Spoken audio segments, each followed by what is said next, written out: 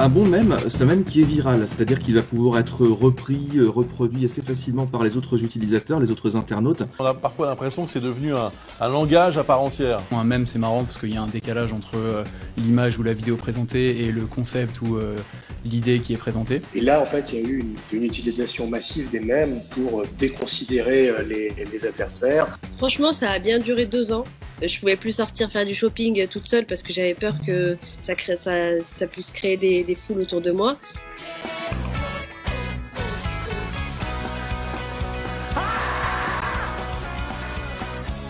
John Travolta qui regarde autour de lui d'un air perdu, une petite fille qui sourit devant une maison en flammes, ou encore un chat qui boude. Si vous passez un peu de temps sur Internet, ces images, vous les avez vues 1000 fois. C'est ce qu'on appelle des mèmes. Le terme vient du grec mimesis, qui veut dire imitation. Concrètement, ce sont des photos, des gifs, des extraits de films ou de séries qui sont repris et détournés par les internautes. Mais les mèmes, ce sont aussi très souvent des anonymes qui, du jour au lendemain, accèdent à la célébrité sur Internet. La vie de Myriam Benoît a ainsi été bouleversée par une petite phrase. Un matin, je me réveille puis je me vois mentionner, c'est une copine qui m'avait mentionné sur une page Facebook. À partir de ce moment-là, je me suis vue mentionner sur absolument tous les réseaux sociaux possibles et je me voyais absolument partout, même à la télé, à la radio, etc. Donc ça a pris très très vite de l'ampleur. Quand je sortais, les gens me filmaient tout le temps. Ça créait des foules autour de moi. Du coup, en fait, on se met à faire attention à ce qu'on dit, à ce qu'on fait, etc. Parce qu'on est filmé sans arrêt. Une fois, je me souviens, j'étais en terrasse. Et vraiment, c'est là où j'ai vraiment eu très très peur. En fait, toute la terrasse entière s'est levée et s'est attroupée autour de moi. Et c'est là où je me suis dit, ah ouais, mais en fait, je contrôle absolument plus rien. Franchement, ça a bien duré 2 ans. J'étais pas dans un mood où je me suis dit, oh là là, trop bien, ça buzz.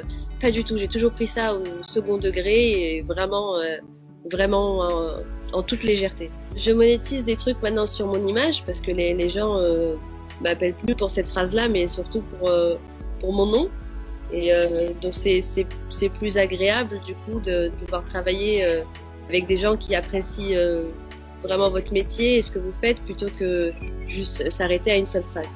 Aujourd'hui, je suis comédienne, j'arrive à tourner dans des films, j'arrive à monter sur scène, je prépare mon spectacle, je suis humoriste. Et ça m'a ouvert plus facilement des portes et rapidement, on va dire. Arrête. Alors, les mèmes, on en trouve sur tous les sujets. Les animaux, le sport, la télé-réalité, le féminisme. Tim et Arthur, eux, ont créé une page dédiée aux mèmes historiques. Églantine Després les a rencontrés. On a créé Mème Historique Taquin parce qu'en fait on voulait allier 2 centres d'intérêt. D'abord notre passion pour l'histoire et d'un autre côté notre intérêt pour les mèmes. Tout le ressort comique vient de l'anachronisme justement et du décalage en fait. De toute façon un mème c'est marrant parce qu'il y a un décalage entre l'image ou la vidéo présentée et le concept ou l'idée qui est présentée. Mais là on a une vraie valeur ajoutée en ayant créé cette page puisqu'on a un contenu éducatif en plus. Donc à chaque mème ça correspond une description de l'événement historique et je pense que les gens nous suivent autant pour les blagues en gros que pour le contenu éducatif on va dire qu'il y a derrière. L'idée d'avoir les descriptions, d'essayer de faire de la pédagogie au-delà d'eux-mêmes, pour les personnes qui vont voir et qui n'ont pas forcément les références, ils vont pouvoir après comprendre et même enregistrer grâce au mème en lui-même parce que c'est quelque chose de très visuel, très graphique et le ressort comique fait qu'on enregistre bien plus facilement l'information. C'est très percutant, c'est un format qui est viral, qui parle à absolument tout le monde en tout cas dans notre génération. On peut sortir nos téléphones et faire un mème, ça prend 30 secondes. Je pense que c'est important que l'histoire reste vivante, c'est aussi l'objectif de faire un compte de mème, c'est que ça soit quelque chose toujours d'actualité l'histoire, c'est pas quelque chose de passé. Et nous sommes avec Albin Wagner. Bonjour. Bonjour Bruce. Vous êtes chercheur en analyse de discours et expert en communication numérique. Expliquez-nous déjà pour commencer de quand datent les mèmes. C'est récent ou c'est né avec Internet ? Alors c'est pas né avec Internet, même si on va dire que les mèmes ont connu un essor assez fabuleux avec Internet. Mais globalement, les premiers mèmes remontent, alors il y a plusieurs traces dans l'histoire. On parle de certains mèmes qui remontent aux années 20. D'autres disent encore que le premier mème date de la Seconde Guerre mondiale avec le mème Kilroy en fait, où des soldats en fait graffaient finalement ce mème sur certains murs. Donc on ne sait pas vraiment à quand remonter exactement l'origine des mèmes, mais on peut dire que sur Internet, les mèmes, du point de vue de l'essor qu'on connaît aujourd'hui en tout cas, datent de la fin des années 90, début 2000 environ. Qu'est-ce qui définit un bon mème? Alors un bon mème, c'est un mème qui est viral, c'est-à-dire qu'il va pouvoir être repris, reproduit assez facilement par les autres utilisateurs, les autres internautes. Et donc souvent, c'est un mème qui va soit faire référence à des éléments de pop culture, soit aussi faire référence à l'actualité, par exemple politique ou économique. Il y a beaucoup de mèmes qui circulent sur l'actualité et les internautes en profitent en fait pour commenter ce qui se passe et livrer aussi des opinions. Pourquoi ça marche aussi bien? On a parfois l'impression que c'est devenu un langage à part entière. Bah, c'est exactement ça en fait, c'est que les mèmes fonctionnent parce qu'ils proposent quelque chose de vraiment différent. Sur Internet, on a vu qu'il y a beaucoup de langages qui se sont mis à éclore. Alors, on a notamment vu les emojis qui ont été particulièrement bien utilisés par les internautes.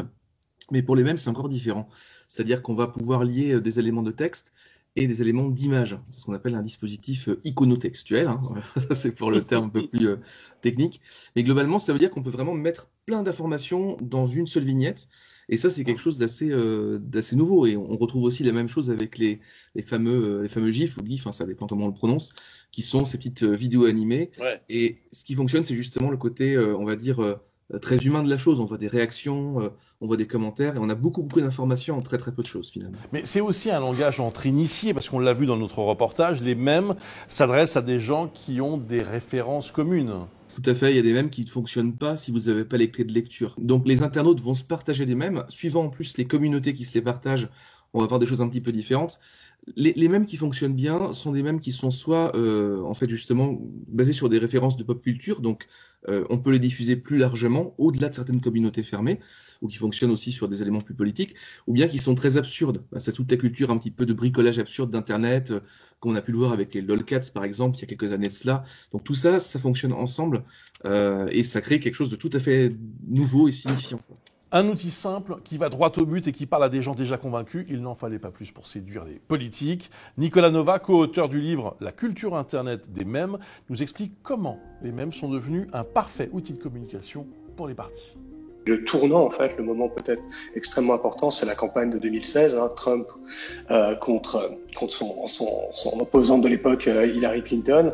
Et là, en fait, il y a eu quasiment une utilisation massive des mèmes pour déconsidérer les adversaires, de toutes ces théories complotistes autour de la soi-disant pédophilie dans une pizzeria de Washington. Et ça faisait partie de la stratégie d'un des stratège de campagne de Trump, hein, Steve Bannon, sur la question du fait que le mème peut devenir un outil de propagande politique, ou même essentiellement un mode de propagande politique.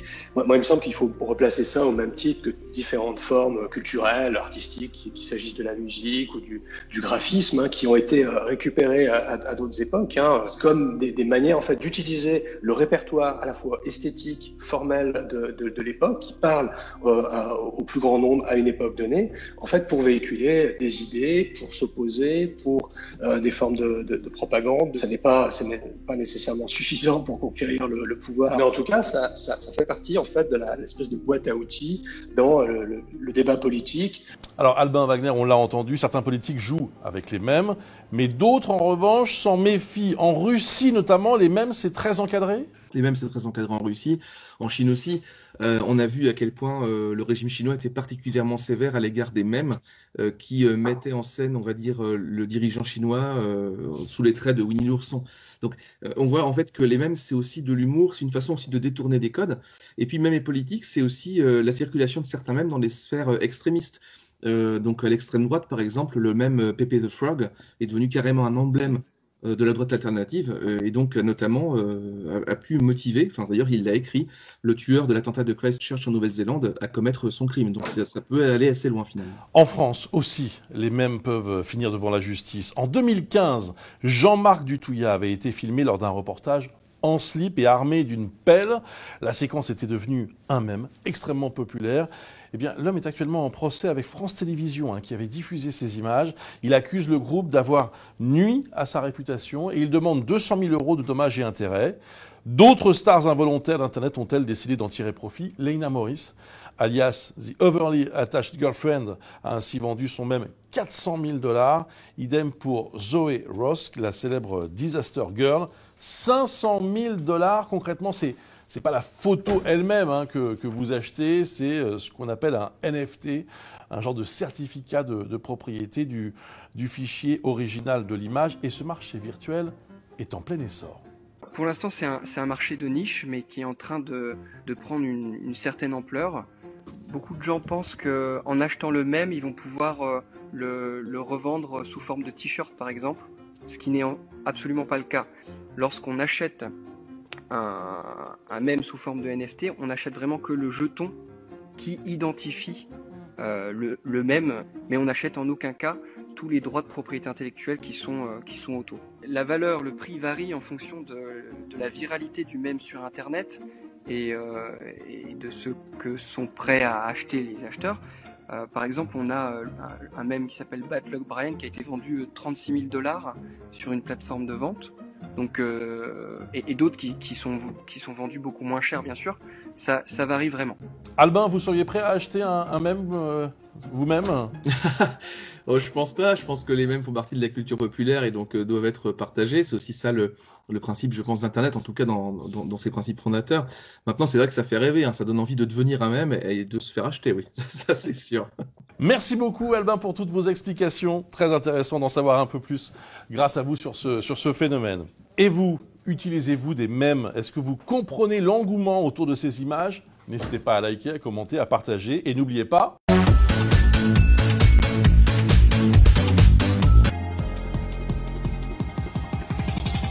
Thank you.